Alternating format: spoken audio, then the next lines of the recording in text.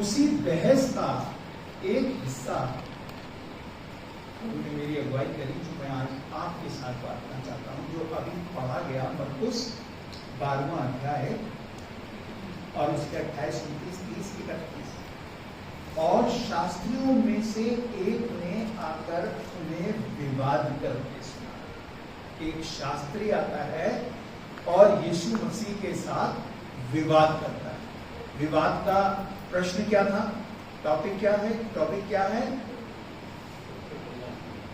सबसे बड़ी आज्ञा क्या है, या सबसे मुख्य आज्ञा क्या है, या सबसे इंपॉर्टेंट आज्ञा क्या है? यीशु मसीह ने उन्हें क्या जवाब दिया? यीशु मसीह जवाब देते हैं कि सबसे बड़ी आज्ञा, दो जवाब देते हैं। सबसे बड़ी आज्ञा ये है कि तू अपने परमेश्वर से अपने सारे मन, अपने सारी बुद्धि, ब्रैकेट करते जाइए, अपने सारे मन, अपनी सारी बुद्धि, अपनी सारी शक्ति और अपने सारे प्राण और अपनी सारी शक्ति से अपने परमेश्वर से प्रेम रख। पर प्रभु यीशु मसीह के इस जवाब से जो मैंने सीखा, जो मुझे परमेश्वर ने सिखाया, मैं आपको सिखाना चाहूंगा। यहां पर प्रभु यीशु मसीह कह रहे हैं दो बातें। मैं आप खास रूप से अगर आप देखेंगे तो तीनों में अपने सारे मन, बुद्धि, प्राण, शक्ति, ये सारे शब्द बड़ा इंपॉर्टेंट है। सारे का विलोम क्या होगा, उल्टा क्या होगा? बोलिए सत्संग है। और कोई बोलिए। सारा मन, आधा अधूरा मन है। कई काम ऐसे होते हैं जो हम बड़े अधूरे मन से करते हैं। कौन से वो काम होते हैं? एक तो पढ़ाई होती है, बच्चे करते हैं ना, तो बेचारे सही रिजल्ट नहीं प्राप्त, लेकिन जो सारे मन से करते हैं वो अपना रिजल्ट, अच्छा रिजल्ट। तो सारे मन जो है, ये सारा शब्द जो है बहुत इंपॉर्टेंट। हम अपने आप को देखें, आप अपने आप को देखें कि आप परमेश्वर से कैसा प्रेम करते हैं। क्या आप सारे मन से प्रेम करते हैं? बस मुझे माफ कीजिएगा, अगर आप वास्तव में प्रभु यीशु मसीह को अपने सामने रख के यीशु मसीह आपसे जो आप सवाल पूछे कि बेटा या बेटी तू मुझसे अपने सारे संपूर्ण मन से प्रेम रखती है, आपका जवाब क्या होगा? बोलिए। हाँ होगा। कौन क्या, किसने कहा है? संपूर्ण मन से, सारे मन से। ठीक है, प्रभु आपको आशीष दे। अगर आप में ये बात है तो सारे मन से।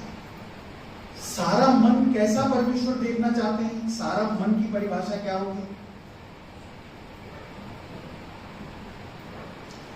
जिसके मन से वो सारी बातें जो गलातियों 5 में लिखी है, उसके मन से वो सारी बातें कहां हो गई हैं? अलग हो गई हैं। उसने अपने आप को उन सारी बातों से अलग कर लिया है। अब उसका मन कैसा है? सारा मन है। ऐसा मन है आपका? जिसने भी कहा नहीं है, नहीं है, मेरा भी नहीं। प्रभु यीशु मसीह ने बड़ी अच्छी बात बताई। बीज बोने वाला निकला, बीज बोए, कितने गुना फल हुए? बोलिए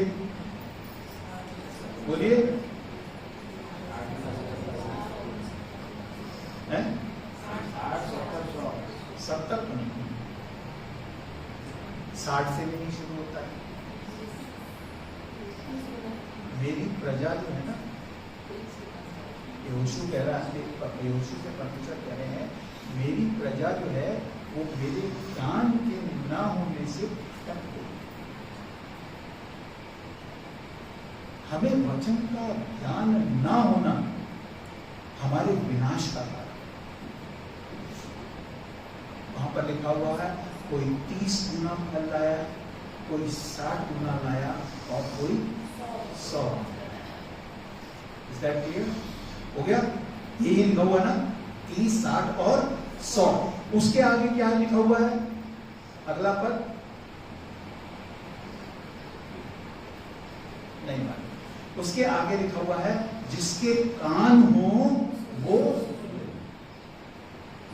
जब मैं आज से शायद 40-45 साल पहले जब मैं प्रभु में आया था और मैं साधु था उस समय, तो जैसे ही मैंने ये पढ़ा तो मैंने कहा प्रभु कान तो मेरे हैं, अब इसमें सुनना क्या है?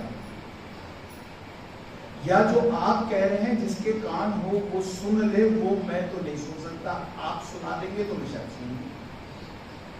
और मुझे जो सुनाया गया वो ये था कि जब तू कॉलेज में पढ़ता था, स्कूल में पढ़ता था, तो कितने परसेंटेज में पास होता था? थर्ड डिवीजन कितने परसेंटेज में होती थी? बच्चे बताइए, पढ़ने वाले।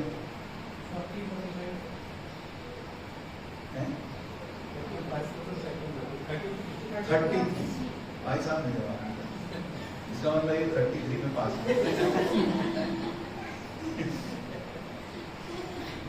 मैं भी उसी कैटेगरी 33 में पास हो।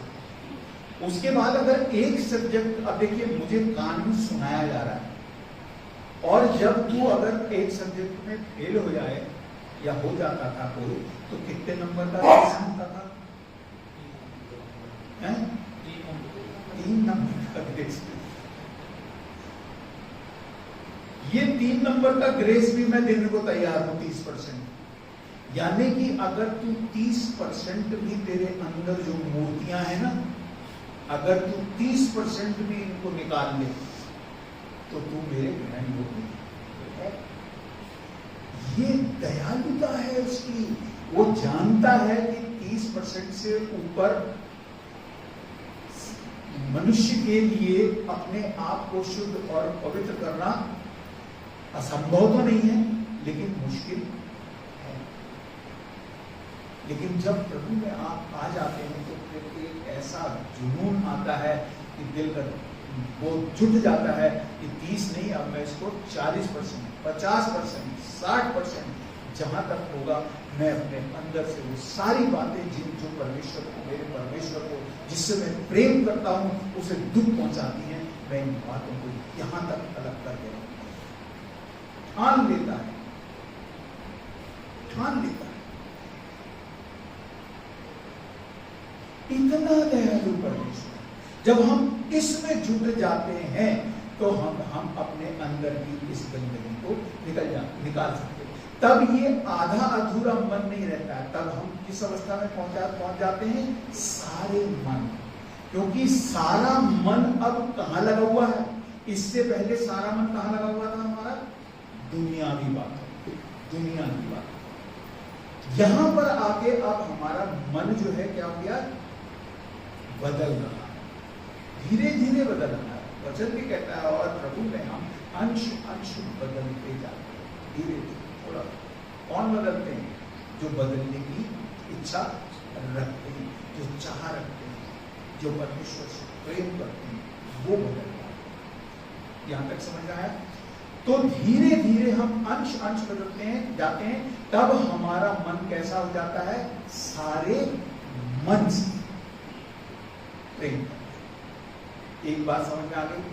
ये विषय तो, ये जो टॉपिक है, ये तो पादरी साहब जानते हैं। अगर हम 3-4 दिन यहाँ पर सुबह से लेकर शाम तक अध्ययन करें इस बाइबल का, और सिर्फ इसी पद 18 मरकुस की जो हमने पढ़ा, अपने सारे मन के लिए प्राण शक्ति है, तो 3-4 दिन लगेंगे। एक टॉपिक पे 1 दिन लगेगा पक्का। इसलिए मैं अभी तो पॉसिबल हो नहीं सकता, तो मैं यहीं पर समाप्त कर रहा हूँ। अपने सारे मन से। सारा मन कौन सा मन है? जिसने अपना मन फिराया है, जिसका मन फिर गया है। कल ये हमने देखा था। अब वो अपने उसके मन, वो उसका मन अब मूर्तियों की ओर जो अंदर उसके अंदर है, उनकी ओर नहीं लगा हुआ है। अब वो परमेश्वर की ओर उसका मन लगा हुआ है। अपने सारे मन से प्रेम रख। रख शब्द कुछ समझ में आ रहा है? नहीं आ रहा होगा। उसने ये नहीं कहा कि तू अपने सारे मन से अपने परमेश्वर से प्रेम करना। रख। ये रख और करने में क्या अंतर है, कोई बता सकता है? आदेश है जी, रख आदेश है और करना एक ऑप्शन हो गया, ऑप्शन हो गया, पॉसिबिलिटीज है। रख करना जो है वो पॉसिबिलिटी है, कर भी सकेगा भी नहीं भी करना, लेकिन रख जो है वो आदेश है, जो करना है जब जरूरत पड़ी उस प्रेम को इस्तेमाल कर दिया। वो जरूरत कब पड़ती है? जब हम कोई बीमार होता है, तकलीफ होती है, बीमारी, परेशानी, दुख, मुसीबत, ऐसे समय में हमें परमेश्वर का प्रेम याद आता है। लेकिन रख जो है वो कैसी भी परिस्थिति हो, वो प्रेम में अंतर नहीं। तो ये प्रेम हमें रखना है। दूसरी चीज, अपने सारे प्राण से प्रेम, अपने सारे प्राण से परमेश्वर से। ये प्राण से प्रेम रख का अर्थ क्या हुआ? कहते हैं ना, मैंने वो कंपटीशन निकालने के लिए अपनी दिन रात एक कर दिया और मैंने अपनी जान लगा दी, तब जाके मैं IAS का। ये जो जान लगाना है ना, परमेश्वर ऐसे ही प्रेम को चाहते हैं कि हम उससे प्रेम करने में क्या लगा दे? जान लगा दे, अपना प्राण लगा दे। ऐसा प्रेम परमेश्वर है। तीसरी बात, अपनी सारी बुद्धि, अपनी सारी बुद्धि से प्रेम कर। ये बुद्धि से प्रेम रखना क्या है, इसकी व्यवहारिकता क्या है? बुद्धि से प्रेम रखना। दो तरह से प्रेम रखते हैं। एक तो होता है इमोशनल, प्रभु यीशु मसीह या परमेश्वर से ज्यादातर लोग इमोशनली कनेक्ट होते हैं, इमोशनली प्रेम करते हैं, बुद्धि से नहीं। बुद्धि से प्रेम रखना क्या है? पहले ये बताइए, बुद्धि क्या है? कोई बताएगा? नहीं बताएगा। सुलेमान को सुलेमान को परमेश्वर ने क्या दिया था? उसने क्या मांगी थी? बुद्धि मांगी। तो परमेश्वर ने उसे क्या दिया? क्या दिया? और क्या दिया? हैं? और भी आशीष है। आशीष का नाम बताइए। परमेश्वर ने उससे कहा, क्योंकि तूने मुझसे कोई धन दौलत दुनियावी चीज नहीं मांगी है, बुद्धि मांगी है, इसलिए मैं बुद्धि के साथ तुझे क्या देता हूं? विवेक। बुद्धि उसने क्यों मांगी, किस लिए मांगी थी? प्रजा को चलाने जी, इजराइल प्रजा को चलाने के लिए। चलिए पढ़ लीजिएगा। उसने परमेश्वर से कहा कि तू मुझे बुद्धि दे, ताकि ये इतनी बड़ी प्रजा जो तूने मुझे दी है, मैं इनका उचित न्याय कर सकूं। चलाने के लिए नहीं, न्याय करने के लिए। क्या न्याय करना था? न्याय क्या करना था? कि क्या तेरी दृष्टि में क्या सही है और क्या गलत। मेरी दृष्टि में नहीं, मुझे इनका न्याय करना है, लेकिन तेरे दृष्टिकोण से करना है, मेरे अपने दृष्टिकोण या अपनी बुद्धि से नहीं करना है। मुझे तेरे दृष्टिकोण यानी कि तेरी बुद्धि से करना है, कि तेरी दृष्टि में क्या उचित है और क्या अनुचित, क्या सही है और क्या गलत है। ये मांगा है। ऐसी बुद्धि से, वो सेम बुद्धि है, उसी बुद्धि के लिए यहां पर कहा है कि तू अपनी सारी बुद्धि से अपने परमेश्वर से प्रेम रख। सारी बुद्धि, अभी बुद्धि, इस बुद्धि का मुझे, इस बुद्धि को मैं कैसे परमेश्वर से प्रेम रखने के लिए इस्तेमाल करूं? तो बता सकता है? मैं जब भी जीवन में चल रहा हूं या चल रही हूं, मैं जो भी बोल रही हूं, मैं जो भी सोच रहा हूं, मैं परमेश्वर के दृष्टिकोण से उसको सोचूं, ये परमेश्वर की दृष्टि में सही है या उचित है या अनुचित है। इससे परमेश्वर प्रसन्न होंगे या परमेश्वर दुखी होंगे।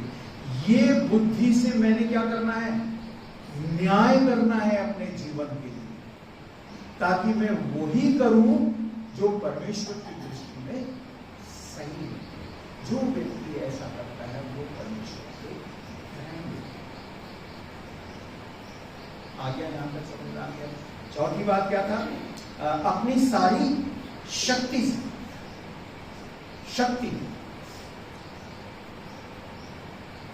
मानसिक शक्ति भी,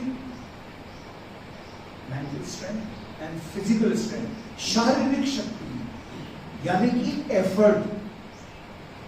मुझे एफर्ट करना पड़ेगा किस बात के लिए,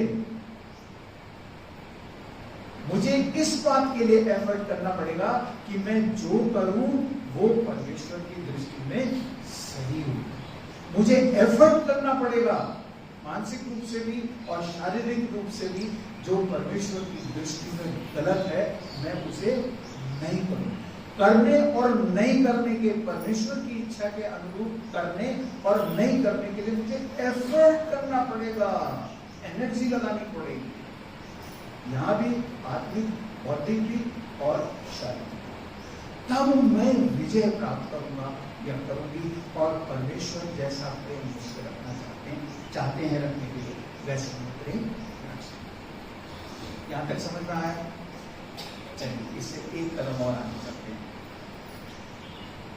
कोई एक उदाहरण बताइए, सांसारिक उदाहरण बताइए। ऐसा कौन सा काम है जिस काम में ये चारों बातें हमें संसार में इसका हम उपयोग करते हैं? सब करते हैं, आप लोग सब करते हैं, आप लोगों को मालूम नहीं होगा लेकिन मैं बताऊंगा। उसमें आप उसमें आप मन भी लगाते हैं, सारा मन, सारा प्राण लगाते हैं, सारी एफर्ट लगाते हैं, शक्ति लगाते हैं, तन मन धन बुद्धि सब लगा देते हैं।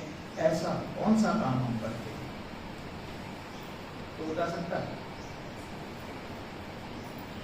करते सब है।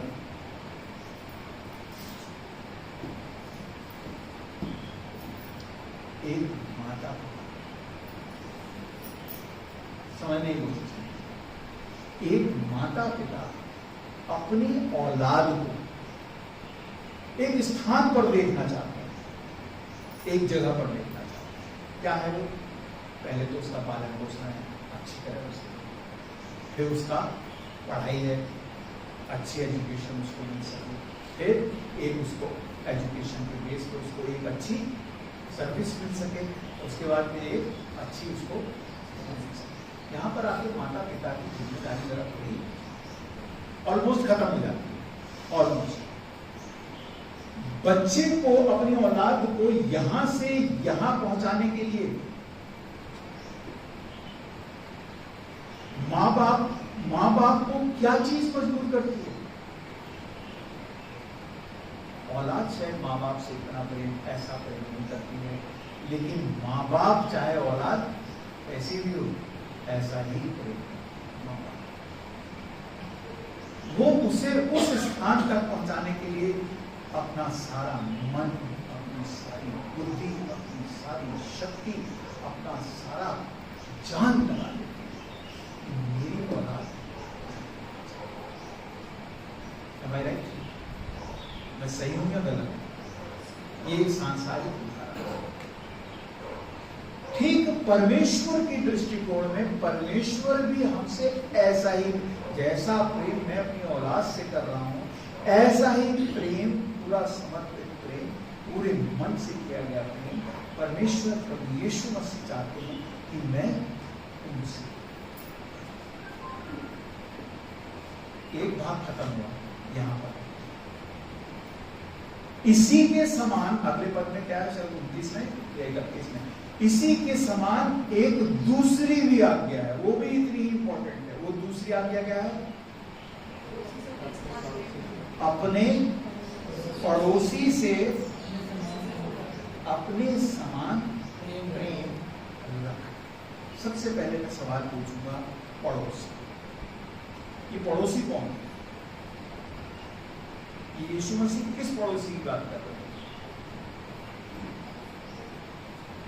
तो बताएगा?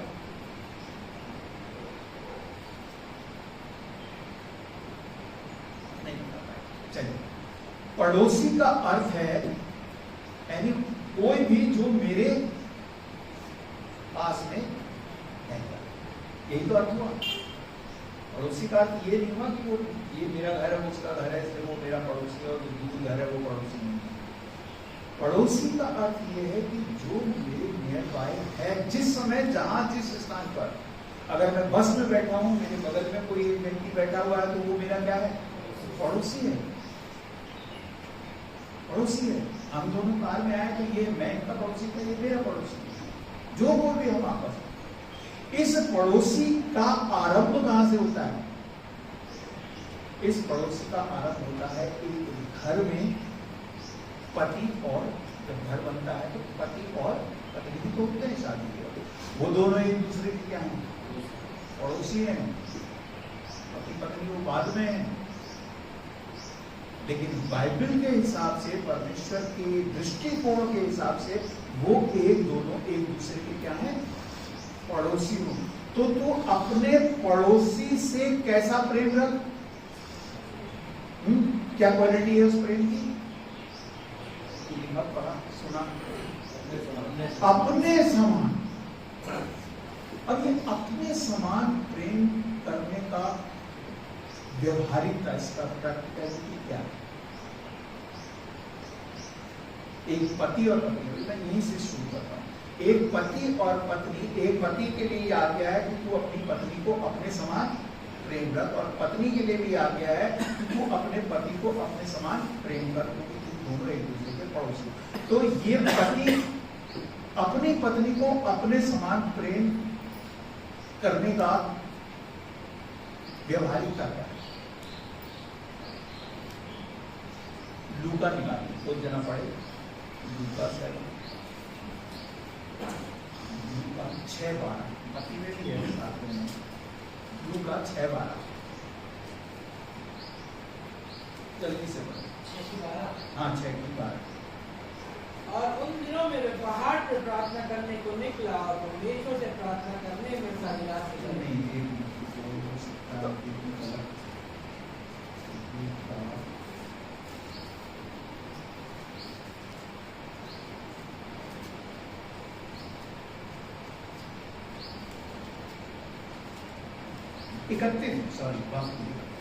लूका 6 और इसका 31। और जैसा तुम चाहते हो कि लोग तुम्हारे साथ करें, तुम भी उनके साथ वैसे ही करो। ये है अपने समान प्रेम करने की व्यवहारिकता। अपने पड़ोसी को अपने समान प्रेम करें। पति पत्नी, ये पति अपनी पत्नी से अपने समान प्रेम करने का, अब इसके पास क्या ऑप्शन, इसको वो मिला है, आज्ञा मिली है वचन से। अभी कहा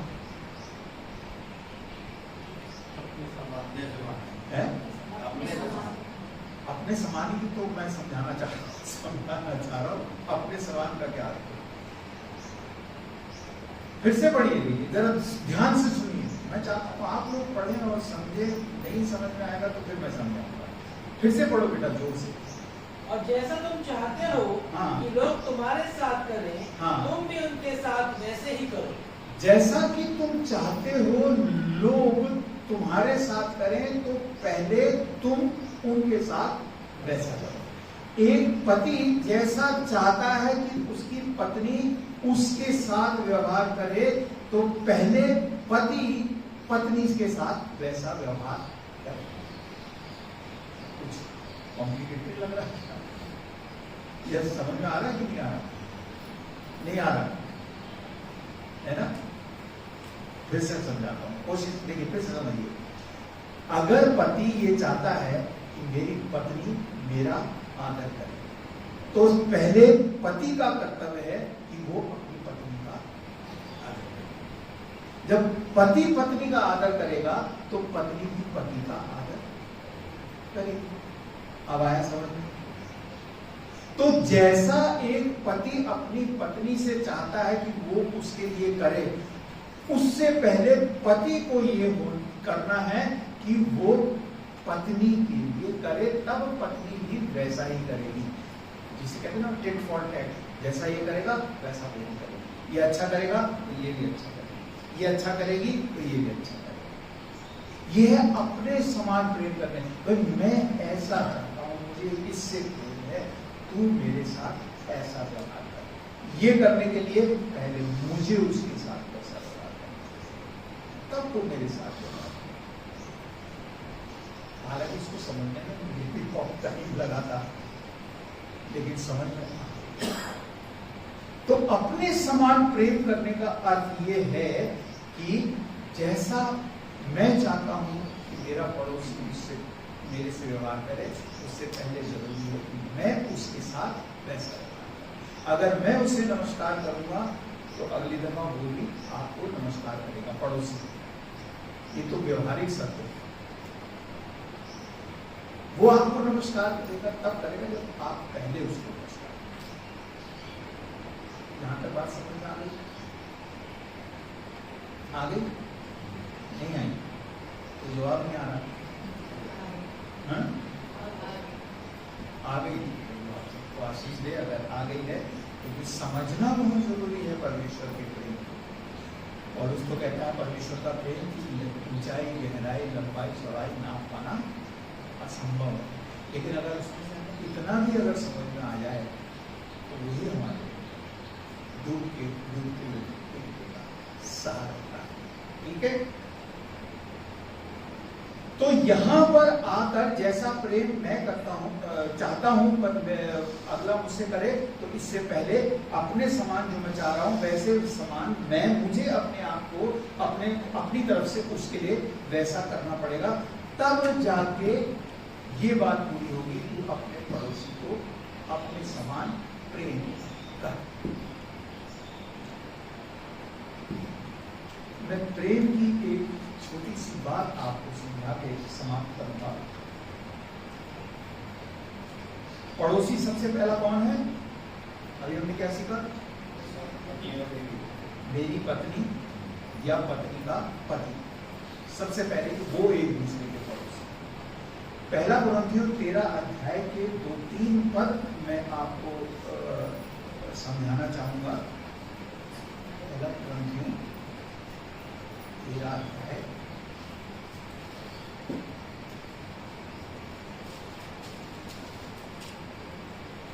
यहां पर प्रेम के विषय में बताया गया। ठीक है? प्रेम की कई क्वालिटीज यहां पर बताई गई, लेकिन मैं आपको समय का ध्यान रखते हुए 5वें पद से 5, 6, 7 3 पद बताता हूं। चलिए 5वां पद पढ़िए। वह कौन? प्रेम। ठीक है?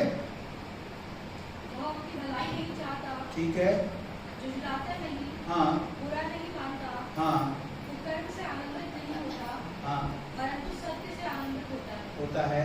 वह सब बातें सह लेता है। बस होगी। देखिए यहाँ पर 3 फैक्टर्स बताए गए, 3 फैक्टर्स, और ये तीनों घर से प्रैक्टिस करनी पड़ती है इसकी पति पत्नी दोनों को। क्या है वो 3 फैक्टर? प्रेम झुंझलाता नहीं, बुरा नहीं मानता और सब बातें सह लेता है। Very difficult. प्रेम बुरा नहीं मानता, लेकिन होता क्या है? पति और पत्नी दोनों एक दूसरे की बात का बहुत जल्दी बुरा मानते। जब बुरा मान जाते हैं तो उसका नेक्स्ट रिएक्शन क्या होता है? झुंझला जाता है। ठीक है? जब झुंझला जाते हैं तो उसके बाद तीसरा स्टेप क्या होता है? अभी गुस्सा, लड़ाई से गुस्सा आता है, और गुस्सा आने के बाद फिर क्या होता है? झगड़ा होता है। फिर बोलती बात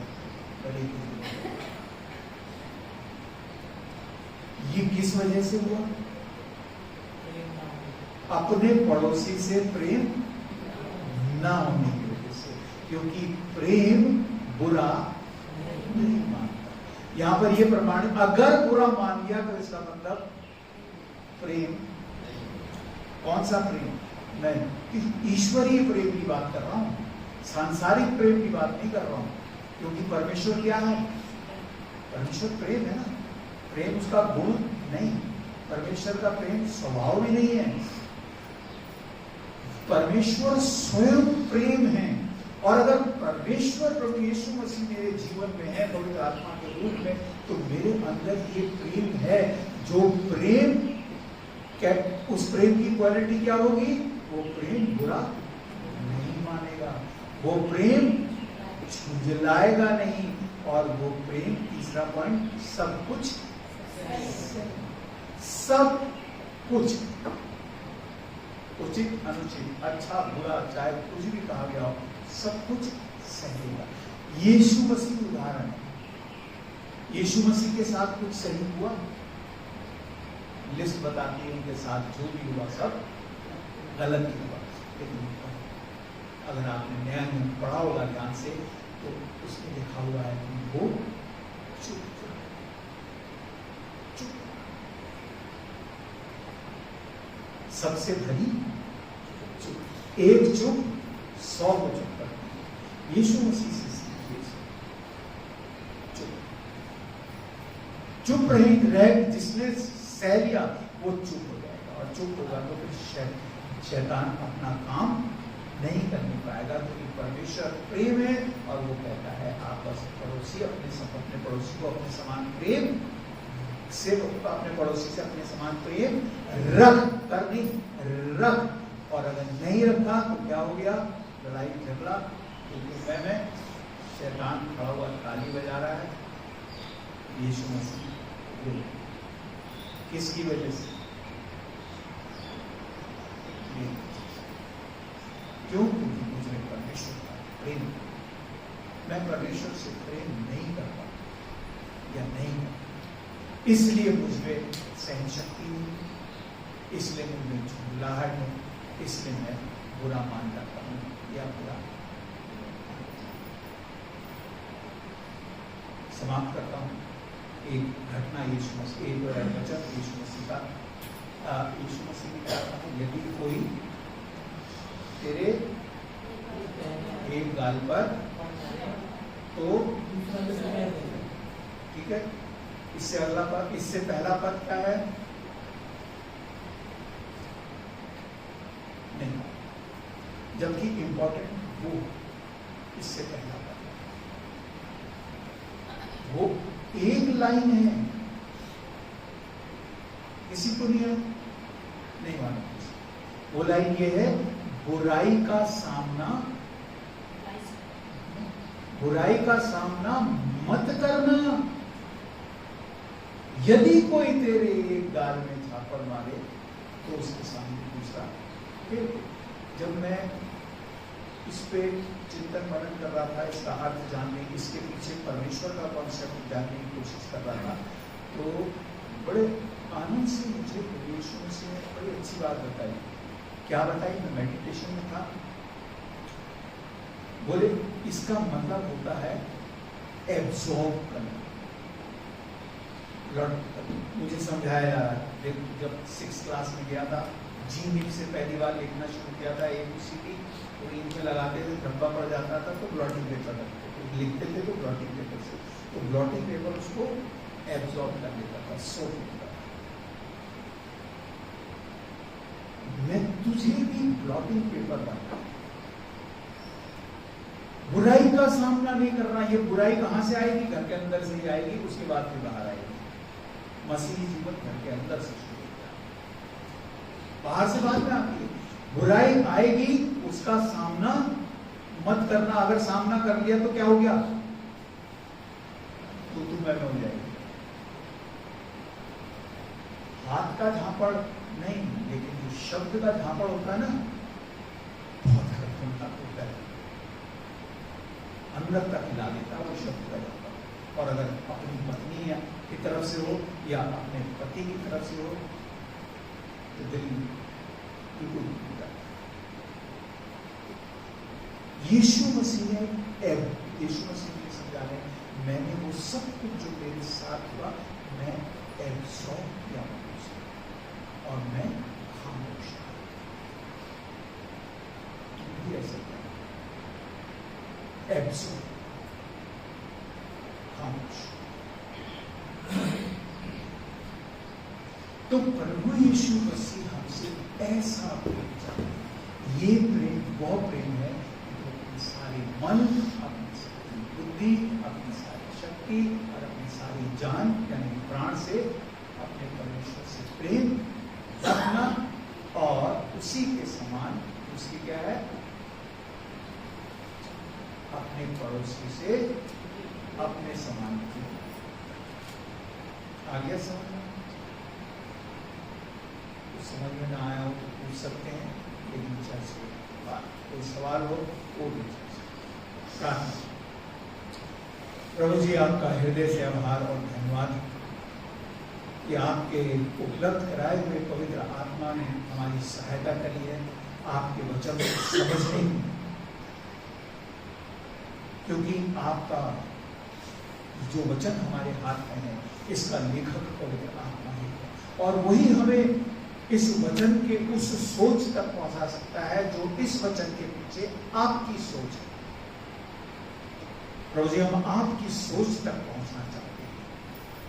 हम अपनी सोच के अनुसार अपने जीवन को नहीं जीना चाहते हैं, क्योंकि हम जानते हैं वो जीवन सही कदापि नहीं हो सकता। लेकिन यदि हम आपकी सोच के अनुसार अपने जीवन को बनाने में लग जाएं, तो वो जीवन आपको ग्रहणीय होगा। आज मेरे इन सब भाई बहनों ने जो आपका वचन सुना है, इन सब के लिए प्रभु मेरी यही प्रार्थना है कि ये अपने सारे मन, अपनी सारी बुद्धि, शक्ति, प्राण, जान से प्रभु यीशु मसीह आपसे प्रेम रखने वाले बन जाएं। बन सके नहीं, बने नहीं, बन जाएं और ये अपने पड़ोसी से अपने समान प्रेम की जो शिक्षा प्रभु आपने दी है उस शिक्षा को अपने जीवन में आत्मसात करें। हर एक बात के लिए आपका धन्यवाद। पवित्र आत्मा की सहायता के लिए आपका यीशु नाम से आमीन।